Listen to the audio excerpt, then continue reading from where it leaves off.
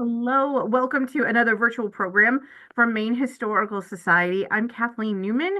It is January 23rd, 2025, and this is our book talk on A Plausible Man, the true story of an escaped slave who inspired Uncle Tom's Cabin with Susanna Ashton. Before we get into the content of our talk, let's just take a moment to remember that Maine Historical Society recognizes that what is currently referred to as Maine is Wabanaki homelands, a place the Wabanaki people have stewarded for over 13,000 years. Wherever we are in Maine, we are on Wabanaki homelands.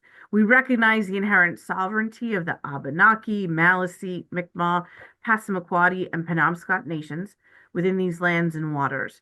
Understanding Wabanaki history is vital to understanding Maine, and we are committed to helping provide education about this history through partnerships with Wabanaki people. And you can learn more if you visit mainehistory.org.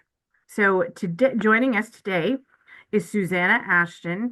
She is a professor of English at Clemson University, an expert on slavery and freedom narratives. She was a Dubois Fellow at Harvard Hutchins Center, a fellow with Yale's Gilder Lehrman Center, and a Fulbright Scholar. She is the author of Collaborations in Literary America, 1870 to 1920. And this fantastic book, A Plausible Man, the true story of an escaped slave who inspired Uncle Tom's Cabin. She lives in Clemson, South Carolina. She's joining us today from the Netherlands. Susanna, thank you so much for being here with us. Oh, thank you so much. This is my pleasure. Although, we're going to keep it real. I'm in my dining room and I have a family, I think, coming up and down the stairs to eat pizza. So, For them. that It'll we be ready. are working women trying to get it done, around the globe. So we're all good. But just makes me laugh. All right. Well, thank you so much for this information, this introduction. I did a lot of my research in Portland, Maine, at the Historical Society, in Bath, a lot of work in Brunswick and elsewhere. I spent a lot of time or I made three different visits to St. John up in New Brunswick. So I've been back and forth a number of times over the years with this very long project. And it really means a lot to me to be able to share it with this audience that really understands a lot of what I'm talking about already. But one of the themes of the story I'm going to tell is actually perhaps good for this moment in time because I think it has something to do with our nation being a lot closer together than we think. I'm down in South Carolina most of the time, a long, long way. Maine seems impossibly far, even with our highways and our planes. And to imagine somebody getting there, in the 19th century is almost unthinkable. And yet, this man I'm going to tell you about, John Andrew Jackson, he spent the rest of his life, even after the Civil War, even after emancipation, trying to weave the nation back together. He spent the rest of his life going back and forth between the North and the South constantly for 40 years. And it reminds me that we're a lot closer than we think sometimes. Um, so, A Plausible Man. And today I'm talking about the storied life of John Andrew Jackson. Now, the title of my book, publishers being what they are, they had a good idea that Stowe is a big hook. And I am going to talk about Harriet Beecher Stowe. It's a fascinating story, sort of a walk around the backside of how literature can be constructed and understood and interpreted. But Jackson's story is remarkable in and of itself. And we're going to spend a lot of time on who he was, how he became who he was, and who he sought to be. So let's dive in. Oh, there we go. I'm getting a little beep there. All right, there we go. Well, I've talked about Jackson in two other books as well. First book was called I Belong to South Carolina. And that was a collection of narratives by enslaved people from South Carolina that were little known or out of print. I did that many years ago. Students helped me with it a little bit. And one of the narratives we sort of edited to reprint for a general audience was this strange and wonderful story that very few people knew about by John Andrew Jackson. And it really stayed with me. It was witty, it was edgy. It was quite well written. I mean, it's not, Frederick Douglass level of art and brilliance, but it's really good. And even that quote, I belong to South Carolina, is actually the title of my book was taken from a direct quote from John Andrew Jackson. And I'll give you later the context for that rather odd quote. But anyway, it was witty, it was memorable. I knew nothing about him, but it really stayed with me. I wish I had done more with him. And again, I included him on a book about African American intellectual history, the South Carolina roots of African American thought. I did an excerpt from his work then too. But again, I felt I knew very little about him. Nobody seemed to, and there was much more of the story. Now, he published one book. It's really more of a booklet. It's very, very short, called Experience of a Slave in South Carolina. It was published in 1862. You'll notice it was published in London, and I'll explain how that happened. But that also explains a little bit why it never got distributed in the United States. It never became very known to an American audience, and it sort of just fizzled out. There are very, very few copies extant to the world today. I think there are like 7 copies in rare book libraries around the country. And this image, which again, I'll talk about in more detail later, is pretty much the only image we have of John Andrew Jackson. But it is good to know that he endorsed that image. So you see those flashy checked pants and that hat and that very fine looking horse. He's wearing a vest. He's wearing a tie. He's looking pretty good there. These were not the clothes an enslaved person would have worn during their escape. It's ridiculous to imagine he would have dressed like that, but it's how he liked to be seen, right? It's sort of an attitude he's putting that forth. So you can already get a little bit of sense of this man who, through a lot of bravado and bluster, managed to survive the way he did. His book opens by saying, I was born in South Carolina. My grandfather was stolen from Africa. My father learned the African method of curing snake bites and was, in consequence, called Dr. Clavering. Now, I didn't even really notice that paragraph the first couple of times that I was working through this book. And it took many years for me to figure some things out about who Jackson really was, because he changed his name, right? I had the name Jackson, but I finally realized, of course, Clavering really was the family name of his beloved father. And I was able to trace variations of Clavern, Clavon, Claiborne, Clyburn, like the senator, my congressman from South Carolina, James Clyburn, I think was probably a distant relative. Anyway, so that I was finally able to use the name Clavern and Clavon to connect with descendants of Jackson. And I've become friendly with some of them, including one who is named after his great grandfather, Dr. Clavern, even though he didn't know that that was the connection. So I'm going to tell you a little bit about Jackson, then I'll slow down, give you some pictures and some details. Then I'll send you to talk about another chunk of his life and then some pictures and details. So first of all, he was born about 1820 in Sumter, South Carolina. He was enslaved by the English family. He marries a woman named Louisa, who's a Black woman enslaved on an adjacent plantation, and they have a little girl, Jenny.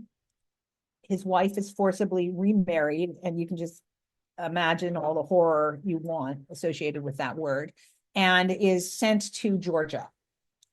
He is devastated, furious, helpless to do anything. And he has nothing left to lose. And so he flees. He manages to get a hold of a horse. He hides it in the woods for a little bit. And then on Christmas, 1846, he travels about 150 miles across inland South Carolina until he can get to the coast to Charleston. He hangs out in Charleston for a couple of weeks, trying to sort of figure out a plan. And he manages to eventually smuggle himself aboard a boat going to Boston in February 1847. So there you get a sense of where he came from. So again, not coastal Carolina. He had a long journey across land before he got where he needed to be. The house of the English family enslavers is gone, but you can see an image of it on the bottom there. And the image on the top is a terrible photo, but it's one I took of the house where Louisa, his first wife's enslavers, lived. And that house is still there.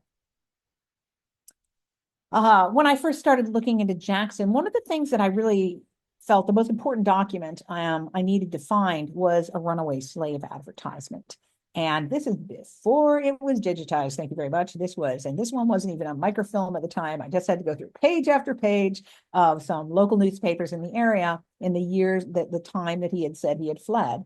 And sure enough, there I found Thomas R. English, $50 ran away, reward ran away, and it correlates the story, even giving the name Jackson to him, right? What's especially satisfying here is they're looking, he has a wife in Georgia, whither he may have gone. By the time they put this ad out, he was already in Boston. So they're looking totally in the wrong direction, which is rather satisfying to see. And there is the note here too, which gave me the title of my current book, because it is about a self-made man who wants to own his own identity and other people judging who he is. I really thought the phrase plausible was important because it recurs in his life. And it starts with the advertisement when he is described as speaks plausibly, right? Which probably meant, he lies. He is a liar. He has no character to respect. He speaks in a persuasive and tricky manner. This was a phrase you would occasionally see. It wasn't uncommon in runaway ads, but everybody who met Jackson, whether they liked him or disliked him, talks about his charisma. Right? He's chatty, he's talkative, he's argumentative, he talks too much, he talks back, he tells stories, he can sing. He later becomes a public speaker. All these sort of are very consistent. People comment on his charisma, his presence, and the way he can, again, bluff himself out of trouble. Again, this is a man who takes a horse. He doesn't run in the back roads. He takes a horse on the road, pretending he knows where he's going. So the best way to escape is often in plain sight, right? And so he fakes it till he can make it. He gets to Charleston and he manages to fake being a sort of a hired out, or probably not as a freeman, but as an enslaved man who has been sort of hired out to do longshoreman's work. And then at the end of every week gives, 75% of his money or something to his enslaver. Well, that was a system very common in Charleston at the time, and people were given by law something called a slave badge. These were not in many other southern places. They're really, I think it's only Wilmington, Savannah, and Charleston where they were ever used. If you ever see one, by the way, in an antique store, there are a lot. It's a disgusting thing people make forgeries of and sell in antique stores. So beware. They're incredibly rare and horrifying artifacts. But anyway, Jackson didn't have one of these, and you needed to have one so you could show it at any time to any authority to show that you are legitimately wandering around Charleston. And he realizes he doesn't have one of these. He's a country boy. He didn't really know what they were. And he gets absolutely terrified because he knows at any moment he's going to be really busted for not having one. Indeed, somebody comes up to him and says, "Hey, who do you belong to?" And I answer, Jackson says in his book, "I belong to South Carolina. It was none of their business whom I belonged to. I was trying to belong to myself." Get these little aside. Later on, someone says, "Where are you going?" And he says, "I'm going farther than they thought." He has these wonderful little sort of comments after these various encounters. But the "I belong to South Carolina" is not a legal concept. It's not, hey, the state owned property. It's a nonsensical thing. He's just trying to push back to sort of get out of my face type of response. And it worked. It bought him time. But he eventually manages to get himself aboard a ship. He's sort of pretending to load cotton. And when no one's looking, he sort of drops in to hide between cotton bales. And here's a good photograph of about how high a cotton bale would have been. This young boy is probably about 10 years old. Usually they're a little over 5 feet tall, these sort of cotton bales. So that gives you a bit of a sense of their size. You can see there could be room, if they're crowded together, there could be a space between bales, but also it could be terribly suffocating, which ends up being a great problem for Jackson. He brought with him on the ship a gimlet, sort of a little screwdriver to make air holes, a little bit of bread, a cape to keep warm. It becomes terribly cold for him. And importantly, two knives. And I speculate in my book a little bit. I want to be respectful and I don't know what was going through Jackson's head, but if you're carrying knives, you're prepared to defend yourself and maybe to the death. And I think that may have been what was going on. Well, black sailors on the ship helped find him and helped free him from the ship's hold. The captain was none too happy. I wanted to say the captain was a northerner, but he sort of thought he was going to get in trouble. He sort of threatened to send Jackson back. It was a very dangerous and uneasy time. And even when they get to Boston, you can't just get off the ship. It's illegal. You have to be sort of smuggled aboard. There's terrible consequences for everyone aboard. And yet they kept his secret. And some black sailors, as he mentions in his book, take him ashore very quietly. And I think we'll make this probable type of thing. And the next thing you know, by 1850, Jackson shows up in a Boston census living at a black boarding house right on the docks, which was a temperance house. And it's run by a man named Henry Foreman, a free black man in Boston who sort of advertised in the Liberator, had been involved in sort of collecting money for anti-slavery causes, and became a good friend of Jackson. Jackson sort of lived on and off with Foreman for a few years. Now, I found Jackson listed here as Andrew Jackson, so I thought maybe it's not him. The age is about right. It says he's black. It says unknown for origins. And it's a whole list of young men, mostly sailors, and seamen listed in this boarding house. So it seemed like it was certainly him, but I couldn't be sure really until I turned the page and I saw another name, which was Dennis, which is not a very common name, a young black sailor named Dennis. And in his book, again, Jackson doesn't give a lot of details, but he does say one of the black men was named Dennis, who saved me from my boat. So you can, from the harbor, getting off that boat. So again, you can sort of see the story coming together, but again, only if you turn the page. If you're looking for an individual in a census document, you don't get a real story. But when you look at who they're with, who people choose to be in community with, richer, vaster stories emerge. And that's one of the themes that I come back to. I'm very conscious, and I'm trying to model for other people too, to make accessible how to do this kind of archival research. Well, he starts working in a tannery in Salem, Massachusetts for money. He starts speaking in public. He learns that a bounty hunter is sent up to Boston to track him down. And thank you, Henry Foreman, the boarding house guy, goes out to Jackson in Salem and it's like, don't come home. They're looking for you. So Foreman really tries to save Jackson's life, which is a beautiful thing. But Jackson is forced, he's beginning to get money to free Louisa and Ginny. And remember, you can't be secret. You can't just change your mind and disappear. You're going to have lawyers. You're going to have negotiators. You're going to have people write letters on your behalf. And you're dealing with bad faith actors, right? People in the South don't want to sell enslaved people. They'd be happy to take your money and then just not send the person north. It takes a huge, it's also, you're going to have to send some white people down there to get the person. And it's very elaborate, very complicated. But Jackson starts getting people to write on his behalf. He's beginning to get black and white activists interested in his cause. But before he can make it happen, the Fugitive Slave Act passes in the fall of 1850. And this time he flees north with the help of the Underground Railroad, which is a lot less organized than people often think or wish it were. But he's given some directions. Maybe he's given a little money, a little help. He's told sort of where to go on his way north. So it's not like his first escape, which was just completely on his own accord.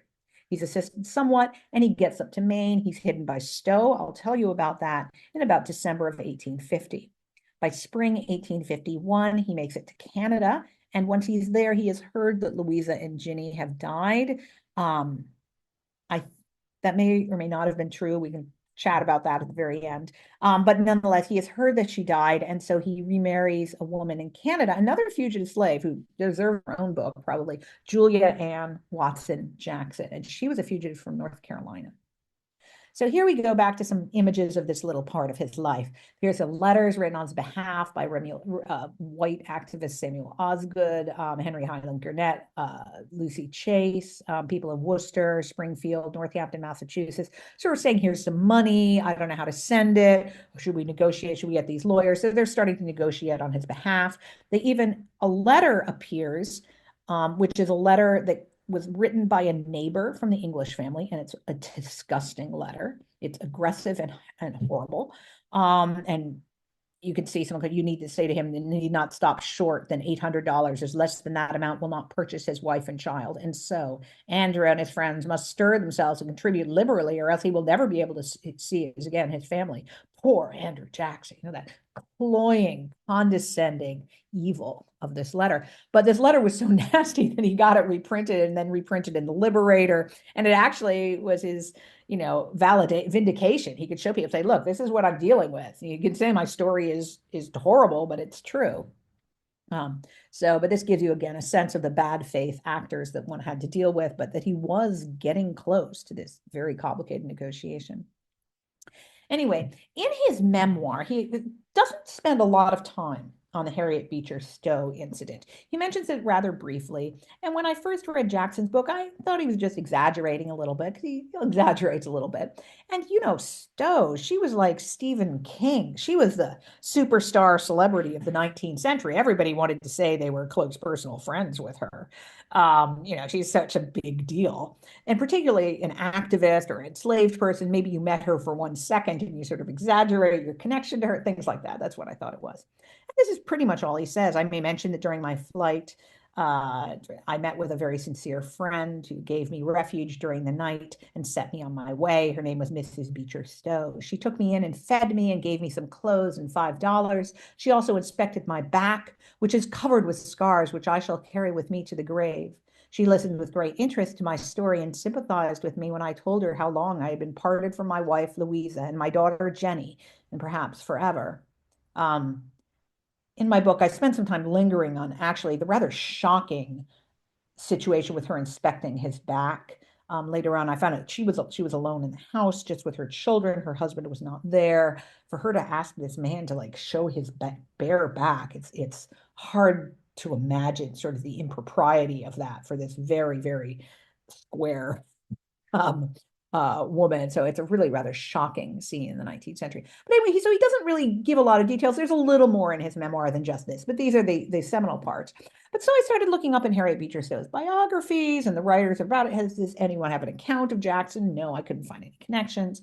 To make a long story short, I then learned that there were, many letters that were unpublished. Still, they weren't unknown. Scholars knew about them. I can't not, but they were just not really republished or weren't very well known. And one of them was in Yale, where she did talk about hiding a fugitive slave. And again, some scholars have noted this. She doesn't name the slave particularly, but it was a letter to her sister. So I decided to take a look at it. And a new kind of story unfolded. And this is the only story that I'm aware of in the entire United States where an Underground Railroad, someone who hid and was hidden, has first person accounts by the individuals involved. It's a really astounding story here. It begins with one of my favorite characters, William Smith, professor of mathematics at Bowdoin. He was a longtime activist. He had a whole bunch of kids. He had started abolitionist newspapers, and he really put his money where his mouth was. He traveled around trying to help people. He got into fights over abolition. He really stood up for justice in a brave and beautiful way. He was also a very, very distant relative of Harriet Beecher Stowe, which is something through crazy genealogy geek work. I sort of figured out this isn't that important for the story, but I'm just going to share it in case there are any genealogical Stowe fans out there. He was a relative of Harriet Beecher Stowe in two ways, because, New England, right? White people in New England, they're all marrying each other.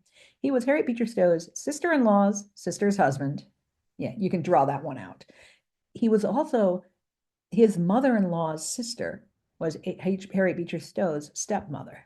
I know, right? Okay. So there is a connection between Smythe and Stowe. It's actually one of the reasons why I think she was very delighted to be able to go up to Bowdoin. She had a distant family member who actually was there. And this isn't really, in much of the story, but that's important. Anyway, it seems somehow or another Jackson was sent and was directed to Smythe. Smythe lived in a house that is still there in Bowdoin. It's now the African American Russwurm Study Center, I believe.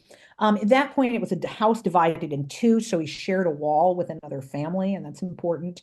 And he didn't hide Jackson in his house. I think that wouldn't have been unwise. But he sent Jackson, he obviously helped Jackson out a little bit and told him to go to the Upham house nearby, the prominent minister and theologian, Reverend Upham. And Jackson goes to Upham, and you'll see Stowe talk about that. And then from the Upham house, he goes to the Stowe house.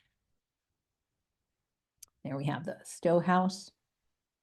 Okay, you can see on this little map here, the it's only, a block or two away. It's a very short walk between these three buildings I'm going to talk about. So he goes to the Uphams. Many of you may be familiar with the Uphams. Upham was teaching at Bowdoin. Upham had a fair amount of money. He had also married into a fair amount of money.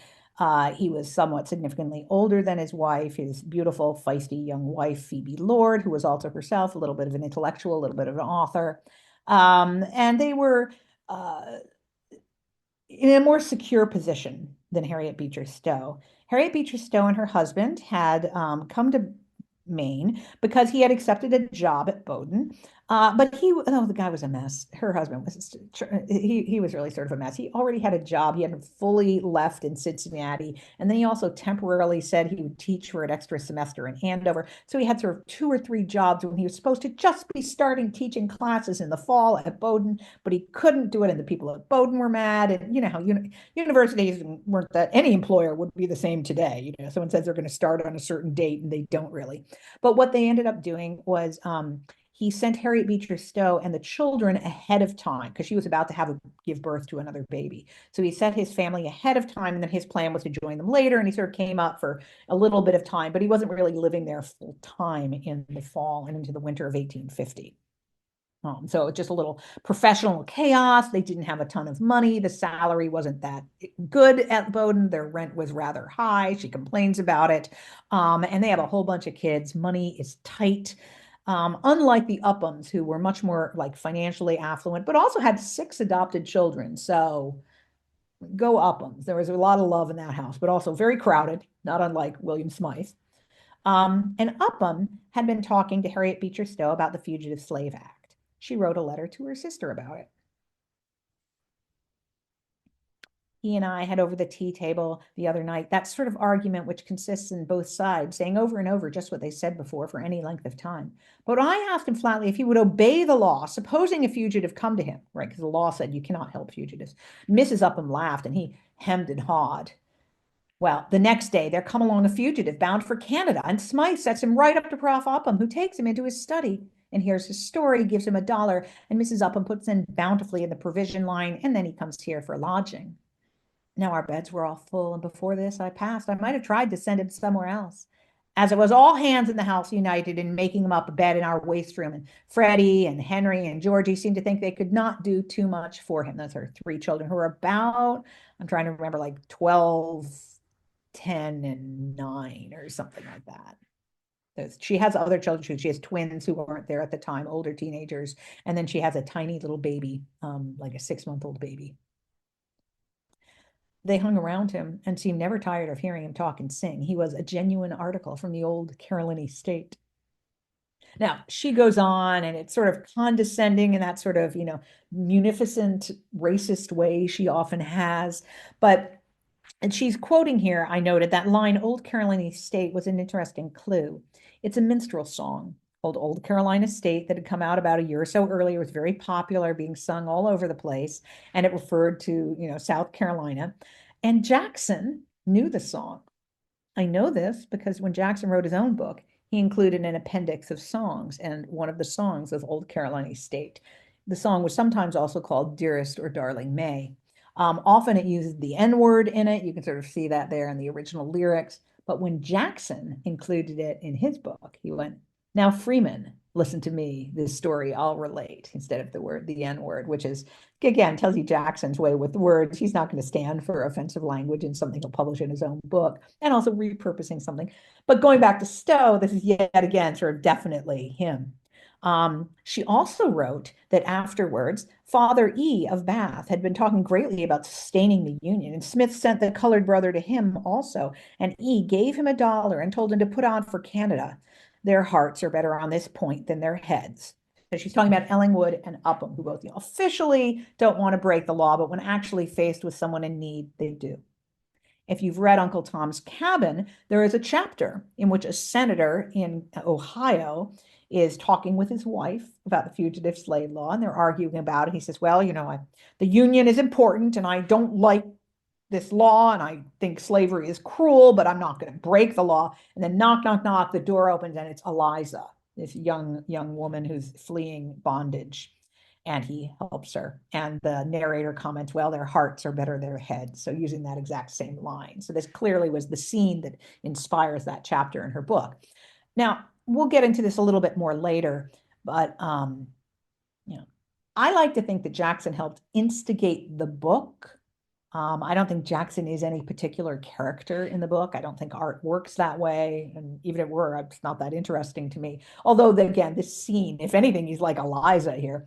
But it's interesting that how this scene played out. Bath, Maine had a bigger Black population than Brunswick did. There were maybe 200 or something people of color in around 1850 living in Bath or the area between Bath and Brunswick. So it makes sense. He has actually a much better place to hide in Bath than he would have hanging out in Brunswick. Brunswick can be very noticeable. In Bath, he can sort of, hide with people. Now, these Black workers in Bath, they might not have had a lot of money. They may not have been in a good position to help him much, but he can get money from the rich white guy, right, Ellingwood, up there in Bath, but then he could perhaps hide with the Black people there. Now, the chronology of what happens next is a little unclear.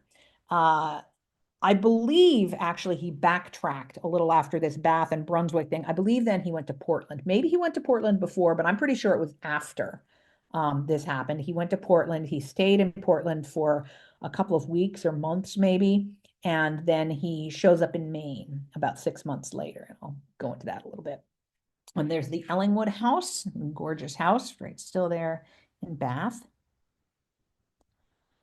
Some of the evidence we know about his life in Portland comes from Samuel Fessenden, with whom many of you, I'm sure, are very familiar with, the Fessenden family.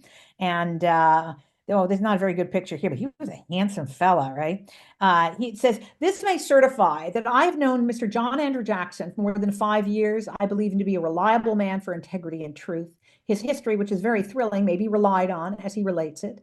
He is as anxious to redeem his father and 2 children of a sister in slavery. He has a claim on your sympathies." Now, that endorsement was published in Jackson's book many years later. I think what happened was he went to Canada and he decided to create a career as a lecturer. He wrote back to Fessenden and some other people, white people he knew in Salem, who could endorse his character. They gave sort of character testimonials in letters that then in the 1856 he carried with him to England, and then he reproduced those testimonials in his book. But what's interesting here, I've known him for more than 5 years, right? So that makes sense if he had met him around 1850 and he's getting the letter in 1856. As of the history, which is very thrilling, tells you that Jackson had been telling him the story. Jackson hadn't written it at that point. So once again, it testifies to the charismatic and storytelling nature. And that there'd been on and off contact. I've known him for this period of time. The endorsement says that Jackson had lived with him for some time. Again, now, would Jackson have hidden with Fessenden? No, that seems ridiculous. But he certainly could have been living just down the street with the Black workers and the Black community. You have the Abyssinian meeting house right there. You have all these sort of the network of free people of color to help hide and give solace to and comfort and encourage the enslaved people who still needed to get to Canada. Again, you guys know this history probably better than I do. There was not a technical railroad. There wasn't even an easy road to get up there at this point in time. It was really tricky. Everything pretty much went by water. One of the reasons I think Jackson may have lingered for a while in Portland was to earn some money. Even when you have people who are trying to help you, you've got to be able to pay for yourself, pay for them, pay for blankets, pay for bribes, all those things. And also, sometimes boats were chartered, which would take a group at a time. There weren't many captains who wanted to carry people illegally. It could get the terrible risk to take them into Canada. So if you found someone who was willing to do it, you'd want to give them a whole bunch of people and a whole lot of money. So I suspect Jackson, it's pretty clear he would have traveled with a group sometime, maybe when the water got a little bit warmer and the navigation was a little bit easier, not in January and February, but maybe by early March, something like that. That's a little bit of my speculation, but we know he was definitely in Portland for that stretch of time. He almost certainly would have been sought community in the Abyssinian meeting house and with the Reverend Freeman, who a year after that, I believe, left Portland, Maine, but up until that point was still there and still leading that community. There again, for my non-Maine audience, people who might be out there, there's a sense of Boston, right? And then you can see Portland, Maine, and sort of the coast of Maine up through there, and then up to St. John. Jackson ended up in St. John, which was not a common destination for Black people at that time. There were certainly Black communities in Nova Scotia, and there were some in St. John, all really from the Revolutionary era. But we associate more sort of fugitives ending up in Ontario, really. But he ended up in St. John. And we have a census document of him as arriving, and there's an odd little appendix at the back of this census document, which simply says sort of Black residents. Census data is endlessly weird and fascinating to me. Every census is different. And on this one, it's got a tremendous column. And I talk about this at some length in my book, where instead of saying it says where country of origin, and it says race. I'm sorry, it says race, and he had written USA, was reported at him. Anyway, I couldn't find much out about Jackson's life in Canada at first. He doesn't say too much about it other than, I worked as a whitewasher, as a painter, and I met my wife, Julia Jackson.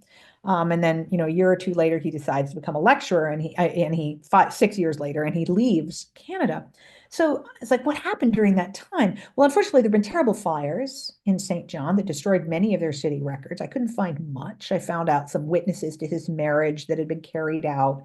Um, and I found him showing up, as I said, in this census.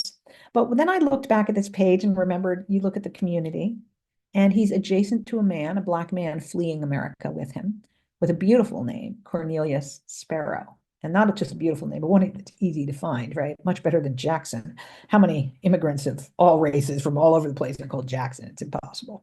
But Cornelius Sparrow. And Cornelius Sparrow was a very prominent fugitive slave. It was in the news in Massachusetts. He was helped to get to Maine, and then he got to St. John, and he opened a restaurant advertising oysters. And I looked at Sparrow's information, and I noticed under this oyster restaurant a little note saying that when he's not doing oysters, he will be anyone who requires his services to do good whitewashing will find me here. And so I find out that he's running a whitewashing business. I looked through all the newspapers of that era in St. John. There's nobody else advertising whitewashing. So it is absolutely, ridiculously likely that Jackson was working with his friend and colleague Cornelius Sparrow in whitewashing in St. John. Here's a picture actually of St. John of Sparrow's restaurant, which was very successful for a period of time. Later, Sparrow, interestingly, retires and goes down to Hartford, Connecticut in the late 1870s. And later, Jackson is going in and out of Hartford all the time. And I think one of the reasons might have been to see his good friend Sparrow. Jackson, although he registered to vote when he was in Canada, which I find really touching, I don't know if he did vote, but he registered to vote. He was prepared to be a citizen, but he decided instead that he could make a difference. And in 1856, he travels to Britain with his wife, Julia, his second wife. At this point, and I'll speculate a little more later, I think he can read and write a little bit. I think he had some instruction in Canada, maybe some rudimentary. He's not fully literate, but literacy is a spectrum. And I think he's on the road to literacy at this point. He's carrying a letter from Harriet Beecher Stowe that testifies to his story. And he delivers well over 60, actually, I think it was up to 70 or 80 lectures in Scotland and England. In 1859, he joins the Reverend Spurgeon's huge London Tabernacle congregation.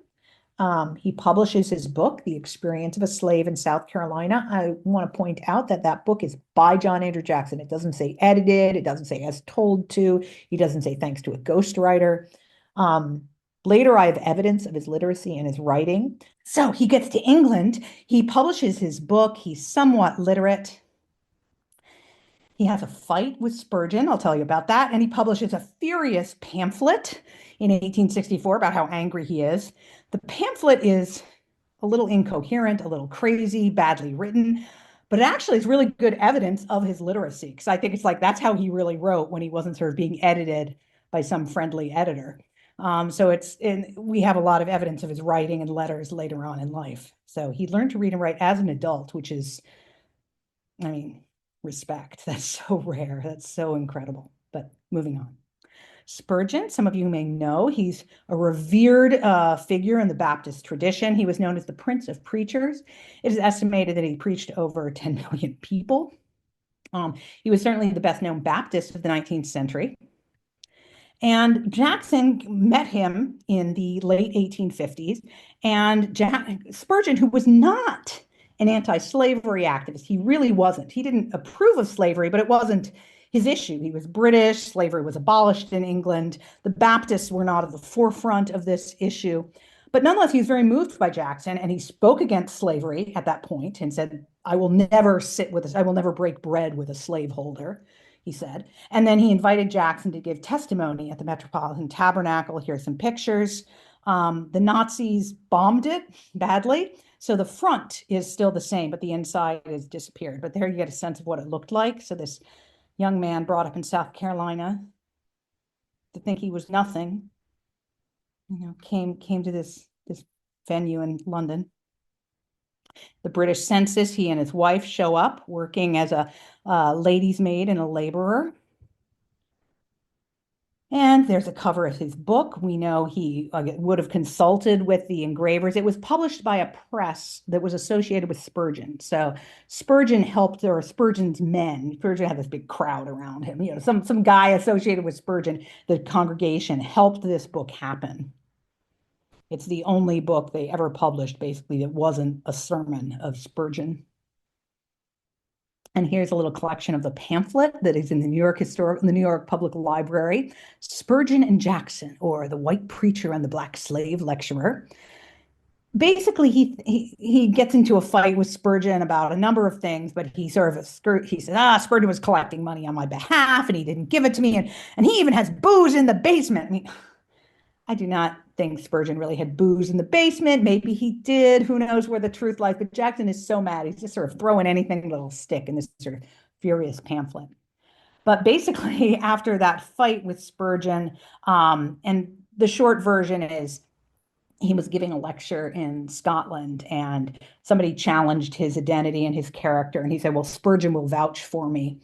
So somebody wrote back to London to ask Spurgeon to vouch for him, and Spurgeon did not vouch. Or one of Spurgeon's secretaries, I don't know if it was really Spurgeon, one of Spurgeon's secretaries wrote back and was like, we barely know this dude. We're not vouching for him.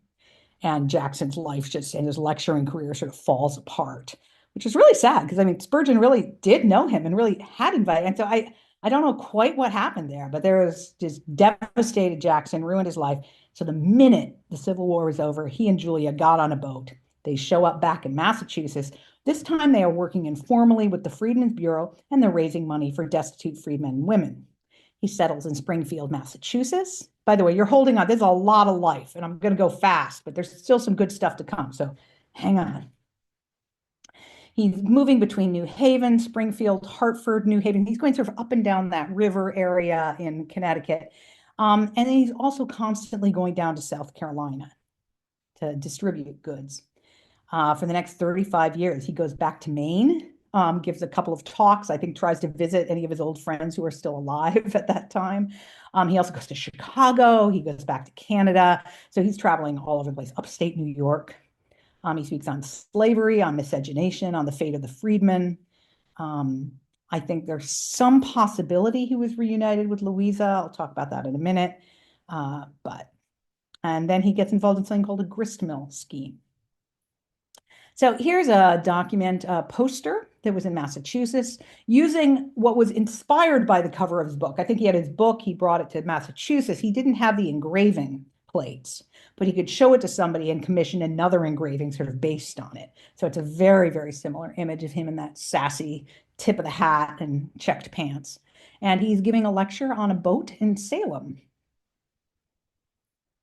He writes to O.O. Howard up here in Maine, and the Bowdoin Special Collections is where they hold it. He has a number of letters he wrote to O.O. Howard, who he must have met, I think, through Fessenden, like back in the day, something like that. Somebody introduced him to Howard because he writes him, respectfully, but later on with some familiarity. You know me well. We have met many times, he says, when Howard's getting very old. And he's asking for donations to bring down south. In particular, he gets an idea. Now, this is a very old map. This map is from the 1820s, and the English family had a lot of properties. They had more than just these three I'm showing you here, but you see Robert English, and Robert English are listed as owners of that land. And the one in the upper corner, you can see Robert English is associated with a mill right there. Well, that property was for sale because the English family had gone bankrupt. I know, no tears here. And Jackson decided he wanted to buy that property, and he wanted to raise some money to do so. So he wrote to Howard. And he said, I wish to inform you there's 1,000 acres of land that my master once owned with a grist mill attached, which is to be sold at a sheriff's sale. The owner asks about $4,000. The lawyer says he cannot get it. The people are poor. The lawyer says, now is our time. We wish to buy it for 40 freedmen that once worked as slaves on it with me for a home. I'm going to write to many of the clergymen in Europe which know me. Now, so he's not just trying to buy it for himself. The audacity. There's a lot of land you can buy in South Carolina at this point, but he wants that chunk, right? Because of the particular vindictive revenge that it signifies. I mean, the audacity is crazy. I love it.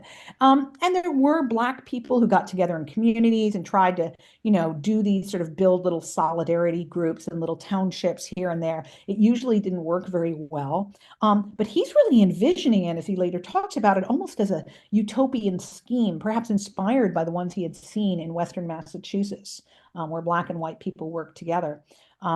It never really would have worked. This is where the KKK violence was really beginning. There was militia violence against Black people. There's deaths, murders all over this little region. It's hard to imagine it ever could have worked. But we'll never know because he doesn't quite. Howard writes back and says something like, well, this is a good idea. I'll hold money for you. If you want me to hold the money, but I can't, give you any money. And so the thing falls apart. That doesn't stop Jackson, who continues to try to buy land, settle people. He tries to start a bank, and not a bank. He starts to start an orphanage. He tries to start a church, a school, an old folks home. He gives out goods and distributes goods that he collects from donations in New England for years and years. But this particular bit of land never happens. But I love it because it just gives you a sense of his personality. Here's the English family property today at an intersection where the big English house once stood. I took this photo. This is cotton still growing today in South Carolina. Now it's doubtless owned by some big international conglomerate, but it's still cotton. This is what Jackson and his family would have seen. And the grist mill, I'm sorry to say, is exactly on the exact site where the Lee County Correctional Facility is. It's a maximum security. You wouldn't be surprised to hear in South Carolina, the bulk of the inmates are African-American men.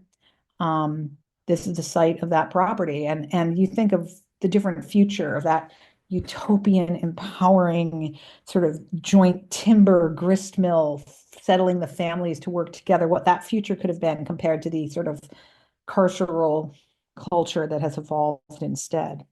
The hopes and dreams of Reconstruction are so poignant when you think of this. Jackson spoke in and out of New Haven. Sorry, it's a bad picture here, but there are lots of little newspaper listings in Connecticut, Massachusetts, New York, saying John Andrew Jackson is coming to aid. He's trying to buy land. He wants to start a home or a school for orphans. He's looking for food donations. He's looking for money. He's looking for old clothing, things like that.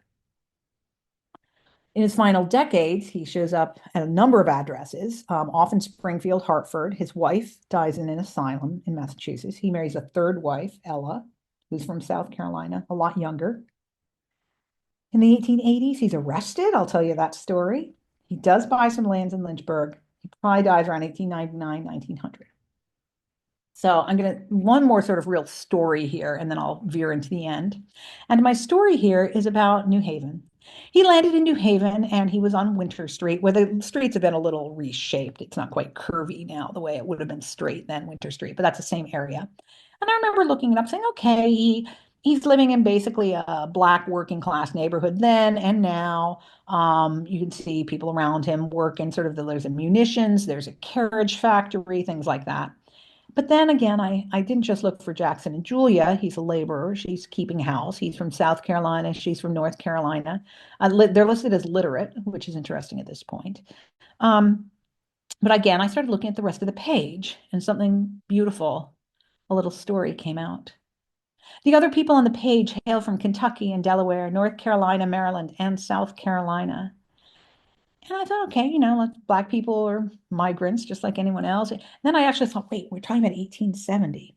When you turn the page, in other directions, most of the Black people in that neighborhood were born in Connecticut or Massachusetts. There have been free Black people living in New Haven for generations by that time. But this page, there's this cluster of people. And if you were Black and had been born in Kentucky, Delaware, North Carolina, Maryland, or South Carolina, chances were you had survived bondage, you had been enslaved. And maybe it's a 1 in a million chance. Maybe you were also a fugitive. More likely, you had somehow been liberated and came north before the 1865. But most likely, you had been enslaved. And after 1864, after emancipation, you made your way north to start a new life. And I'm careful because I don't want to get into clinical language that is inappropriate. I don't want to say PTSD or trauma. None of that language quite seems right to me here. But I think people who survived it, again, maybe like combat veterans, they survived something no one else can possibly understand. And they were drawn to each other and lived near and with each other. They're coupled these little clusters in New Haven where you suddenly find a group of survivors of bondage all living very close together on the same street or in two or three adjacent buildings. And you could tell the free Black community sort of encircled them and I guess protected them, um, helped them when they could, but couldn't really ever understand, but sort of encircled them with a kind of love. It's a beautiful story you can sort of build out, carefully, respectfully. You don't want to project too much, but on how these communities were built in the late 19th century in some of these urban North City communities. And when you look at page after page of the census and you turn that page for community, you see this sort of beautiful story that can emerge. And there's the asylum where Julia died. And, 19th century, maybe she had epilepsy, maybe she had a heart attack, maybe she had migraines. I mean, who knows what happened to poor Julia? But anyway. In 1881, I found a newspaper and suddenly that he was arrested in North Carolina. What was he doing in North Carolina? Why was he arrested? I tried to look into records. They didn't have much. They said he was found guilty by an all-white jury of fraudulent solicitation. He was condemned to 5 years of hard labor. He's in his late 50s. That is basically a death sentence. The death rate was something like 25%. 1 out of 4 people were dying in those chain gangs. Then he was listed as escaping in August 1881. No details. And then he was recaptured. And then he shows up in Vermont giving a lecture. And so that's the facts I had to look at. Now, what happened here? I mean, he's wily, he knows how to escape, but how do we make the story make sense? And thanks to the people in the Springfield Republican newspaper, I think I figured it out. It's a little bit theoretical, so I'm a little, careful. I hedge it a little bit when I talk about it in my book. But there's a newspaper comes out with a notice just saying Mr. John Andrew Jackson, formerly a slave, had been farming in Florence, Massachusetts. He escaped from bondage. He afterward lectured. He's been collecting supplies. This is not a news item. This isn't saying he, supplies and show up this week or he's giving a talk. It's just saying it's a character testimonial. And suddenly it showed up in like a dozen newspapers around New England and America for no reason whatsoever in late August, early September. And yet that's exactly the time when Jackson had escaped and then recaptured. And this is what I think happened. I think Jackson escaped and he found a Black or a white person to help him write a letter or send a letter north to his friends at the Springfield Republican newspaper. He had spent a lot of time in Springfield. Springfield Republican newspaper had regularly talked about Jackson. He obviously had been in and out of those doors, placing his advertisements, his lecture announcements, his announcements for charitable donations. They knew him. So I think he wrote them saying, help me. I've been arrested in North Carolina. You got to save me. And so they put out this testimonial that then was able to someone got in touch with the authorities in North Carolina saying they'd made a terrible mistake. If it had been a white guy who had been falsely imprisoned, there would have been lawsuits and another trial and all sorts of drama would have ensued. But for a Black guy who had been falsely accused, I think what happened was they were just like, all right, fine, we'll just make this go away. And they very quietly, without any paperwork, let Jackson disappear. And the next thing you know, Jackson's up in Vermont. Again, I don't know exactly, but the bits of evidence do seem to fall into place inextricably. In 1893, there's an interview in Rochester, New York, where he says, I came back after the war. I want to go down to Old Carolina. There's that phrase from the song, remember, that Harriet Beecher Stowe had quoted too. And there's where I want to die, down in my old cabin home.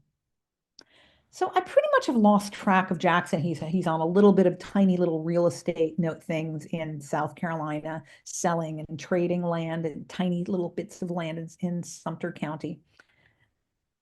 And I thought, well, I need to know more about cotton when I write this book.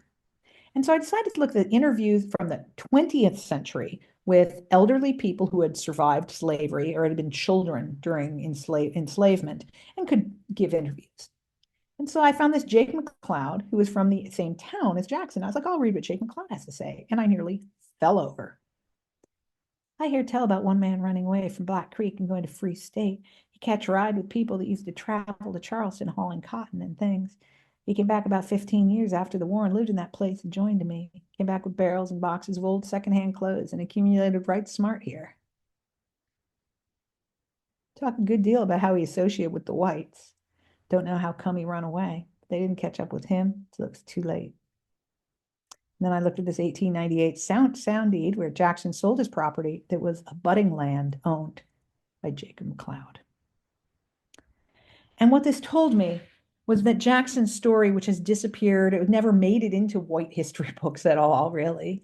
My sources are overwhelmingly newspaper clippings, but it had existed in the Black community in only a generation away. My parents were born in the 1930s, only one generation distant from people who had known Jackson and known him well, indeed. This history is so alive and so with us, and it reminds us of stories that we don't choose to listen to. Today, in the tiny, tiny town of Lynchburg, South Carolina, there's a Clavon Street named after Jackson's family branch. And as I told you, there are the descendants of the Clavon tree that they invited me to their family reunion. It was wonderful. I've met several of them, and including my friend who has a PhD from Georgetown University in engineering, I believe it is. Or was it George Washington? Anyway, he has a PhD in engineering. He's with the armed services, but he has a PhD. So he is Dr. Doc Clavon, named after Jackson's beloved father. So thank you so much. I'm going to go back to my earlier image, and I can stop my show now here. Thank you so much for your patience, particularly with me running up to get the cord. I've given a lot of talks, and that's never happened before, so I'm a little embarrassed, but so No, it goes. don't be. Thank you. All been there. That was really wonderful. Thank you, Susanna. Someone in the audience is asking, first of all, they thought the talk was excellent. Um, does the book include all of the details that you talked about today? Oh, and more. God bless the new press. My press gave me a lot of images. And so I have over 50 pictures, including a lot of like documents, because I really want to, each chapter opens with a document. I sort of want to, so it's not exactly a perfectly chronological biography. I wanted to do something a little different. So, one, I open with a census, or I open with a receipt, or I open with an arrest record or a court case. I want to show people how you can unpack different kinds of lives by reading against the margin. Excellent. Someone else is asking, what do we know about why Stowe may have picked Jackson as a model or one of the models for her Okay. characters? Well, I want to reiterate, I don't know what Stowe did, but after Jackson left, when I started looking into this incident, I realized it was 5 weeks later she was sitting in church in Brunswick and she had her big revelation.